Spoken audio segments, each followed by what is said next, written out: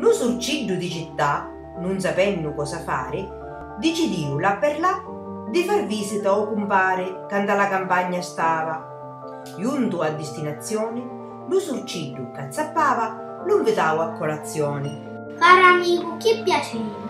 Da me umili dimora non vi sa più cosa offrire. La ricchezza è tutta pura, rami, soli, aria pura, qualche frutto tanta pace, acqua fresca a pilarsura, chista è vita che mi piace. Lu surciddu apprezzau tutti i cosi menzionati e quando la sera calau, i due amici affiatati si lassarono ca promessa che lo surci contadino, forse da semana stessa, ieva a bere lu vino da cantina da città che ospitava lo compare. E la luna c'era già quando si lassarono iri. Fu così che una giornata lo surciddu povereddu tinne la parola data. C'è di riuarsi un cappello davanti a tanta abbondanza, questi cibi buoni tutti che scoppiare poi la panza, vino, ova e prosciutti, lardo favi e formaggio, salamelli e marmellati, ancora un poco e ne esce pazzo.